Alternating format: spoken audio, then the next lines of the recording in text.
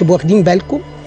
اللي دخل الجهاز وجاب الورق، واللي صاحب ماهر بيقول له يا ماهر سوكا اللي معاه الورق بس ما معهوش ورق بتاع بلغني ان معهوش كذا، معاه بيتكلم ماهر دلوقتي، اسمعوا هيقول له انا معايا ايه، عشان بعد كده مع اسماء محفوظ هتسمعوه معاه ايه ومخبي ايه.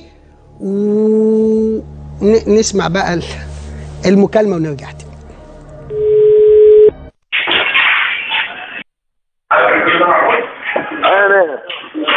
الو. فين الحاجه؟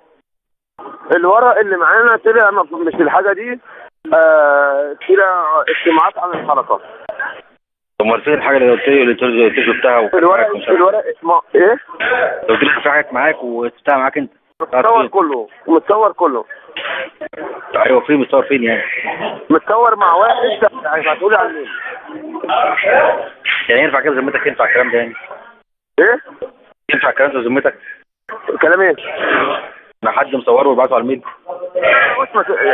اولا الواد ده معانا في الحلقه يعني، وعارفكم كلكم وعارف بسبيسه اسمه اسلام، لان هو كنت انا واقف وحاطط الملف ده، جيت اراوح واخد بالي وانا واقف، فالواد ما تقلقش، الواد ده ثقه جدا، لان يعني قعد قال لي عشان خاطري الورق ده ما هو قطع معايا كمان ورق كان مكتوب جوه ما كناش عايزين نطلعه، قطعه وقال لي معلش عشان خاطري الورق ده يتسلم لامل في ايديها او حد من الناس دي يسلم في ايديها.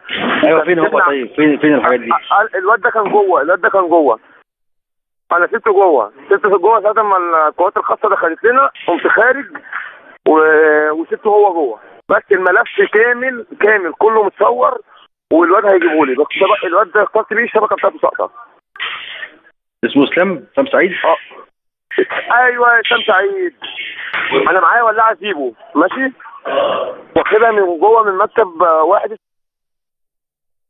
كميه ولاعات ذهب وولاعات عاديه، كان عنده بدل رهيبه ولابتوب، بس اللابتوب الجيش خده واحنا بناخده، احنا مش يعني كان مصادرهم، لا كان جواهم مصادر كتير جدا جوانا. ماشي اوكي يا ريس، مع السلامه.